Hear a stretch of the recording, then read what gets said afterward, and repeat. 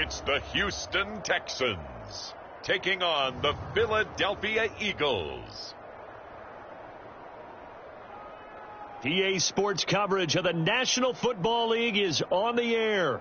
Tonight we kick off the preseason with a good matchup right away between the Philadelphia Eagles and the Houston Texans.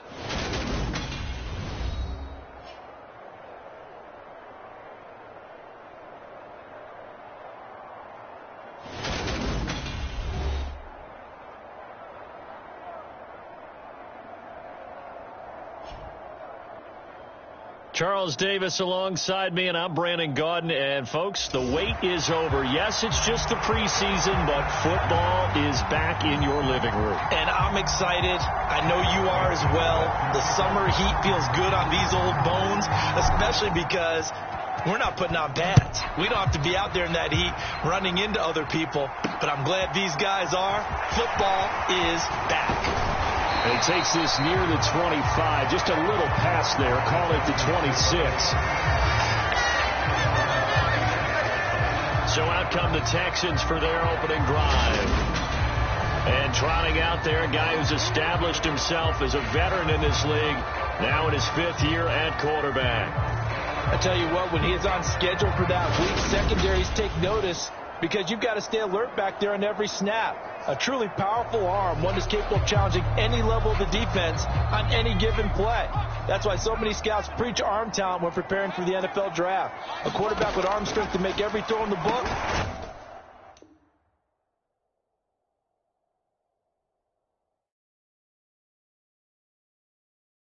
He's an asset to have in any offense. And they're able to get this one across the 35.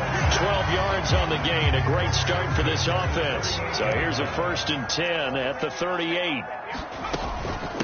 And they'll run it. This is James Robinson. And that one goes for about 6 as he's taken down just shy of the 45. A quick burst there, and he nicely bit off a pretty decent gain. 6 yards on that last play. Here's 2nd and 4. They'll go option to the short side. And he is tackled inside the 40, not quite to the 35. So not his arm, but hurting him with his legs. A gain of 19 on the keeper and a 1st down. And this, I mean, it's certainly something to watch out for. He is not afraid to call his own number on plays like that. And here he takes it for good yardage. And we know this defense prepared all week for this, but sometimes when you see it in person, it's a whole different ball game. And all that preparation, it goes right out the window. No gain there as he kept it himself at 2nd down. Well, for that being an option play, there really weren't too many options available for him, were there? No, there weren't, and at least he was able to get back to the line of scrimmage, so they didn't lose anything, but you're exactly right. Nowhere to go. Only a yard there on the keeper, and that's going to leave him with a 3rd down. Anytime you decide to use your quarterback as a runner, most of the time when you design a play, you're expected to break a little bit bigger than this one because when you run him on short gains, your risk-reward and him taking hits, I'm not sure that's the payoff they were looking for. Checks this one down to Robinson. They'll wind up losing a yard on the play, and that's going to bring up a 4th down. And they're getting him involved early. You feel like they saw something on tape, or they just have a sense with him because he's had a good week of practice or something in that area that they want him involved. Just as you said, they want him to touch it either in the running game or the passing game, but they must like the matchups they're getting.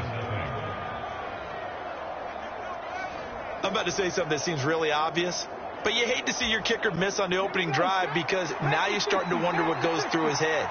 Is that going to affect him the rest of the game? Is he going to be able to bounce back? You want to show confidence later? What's going to go on with him right out of the gate with a miss? Yeah, a chance to grab the 3-0 lead here at home. Instead, we remain scoreless. It's a pickup of 4, and it'll bring up 2nd down. Well, on every play call, you realize it's not going to go for a touchdown, so a lot of your calls are setting things up for maybe later in the game, trying to establish the inside run with toughness now, hopefully get to the perimeter later, and let's face it, you could do worse than a 4-yard run on 1st down. And he's got room, and he gets this inside the 35-yard line. A big pickup there for the Eagles' first down, 18 yards. I don't know what this says about me, but I love successful runs up the middle when the blocking is so well executed like that. And it doesn't matter whether it's zone blocking, whether it's a power scheme. When you have a blocker on a defender and the running back can read it, find the proper hole, and just go, it's sometimes a thing of beauty. And he's going to get 7 out of this before being taken down at the 27. A nice run here early on. It doesn't take a great play caller to realize you want to establish a guy of his caliber with runs like this early because they will pay dividends as the game progresses. And they'll keep leaning on the running game. Back to the ground. And he'll take it into the end zone for an Eagles touchdown. A great play there. 27 yards. And the Eagles put the night's first points on the board as they take the early lead. Well, we've said it many times. He is always a threat to go the distance anytime he's got the ball in his hands. And on this occasion, he did just that. Well, he's definitely the guy that makes this offense go. And when you're an RB1, running back one, you've got to be willing to be patient at times as well. Not every run's going to be the home run we saw there. But once you get that opportunity and that opening, you take full advantage. Santos able to tack on the extra point, and that makes the score 7-0.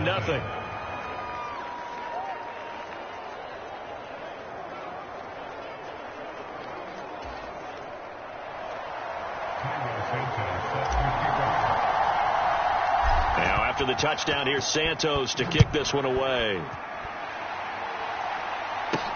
This one fielded at the 5. And they'll start this drive just across the 30. Pretty nice work on the return. So now we get set to see Houston for their second drive of the ball game. And they were in field goal range the last time out but couldn't connect. And it's early in the game, so I don't think that the confidence just goes entirely out of, running your kicker back out there. But let's face it, some coaches have a little bit less patience for that than others. Let's see if they call the game differently now in terms of what they do on drives and not try and settle for field goals.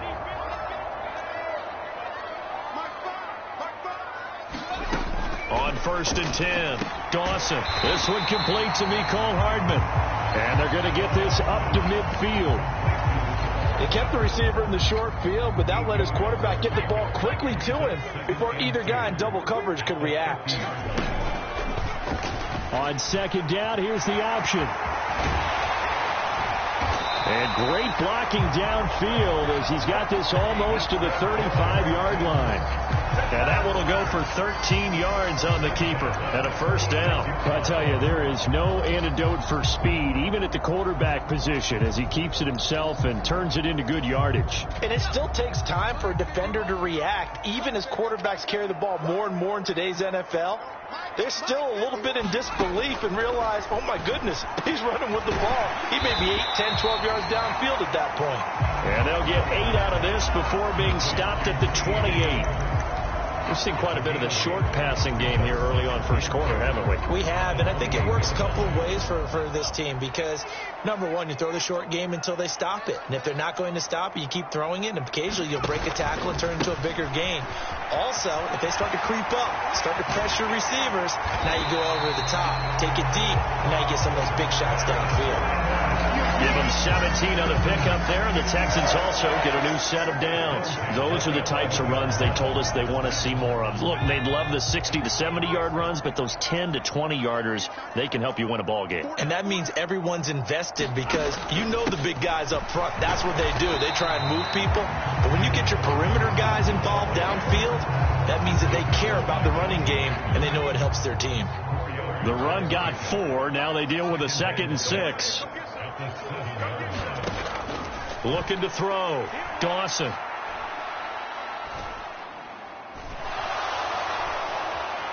Just keep it. And he is going to go down. Back at the 11-yard line. Credit that sack to Marcus Davenport.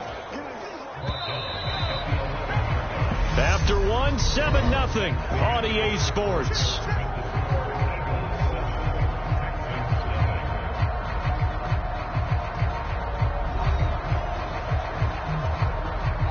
Here comes the 8th play of the drive, and they need a full 10 yards on 3rd down. And here comes throw number 1 for the backup QB.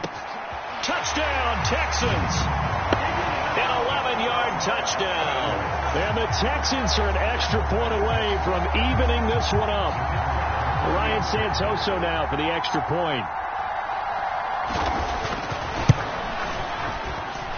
It's up and good, and we're tied at 7 here in quarter number 2. So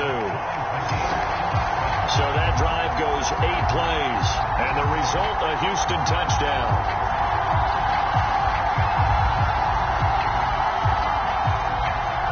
So all even at 7 now as they kick it away. Taken at the goal line. And he'll be stopped right around where he would have been had he gone down to a knee, maybe a yard shy of there at the 24. So back onto the field, here come the Eagles for their second drive. Well, the football changing hands here, and as this offense takes the field, Charles, they'd be fine with more of the same on this upcoming drive. Last time out, they found the end zone for 6. And they're certainly hoping for more of the same, but the game plan, I doubt it'll just be a carbon copy of the last drive, because I think this offense is ready to break out some new wrinkles and try some new things that might be hidden.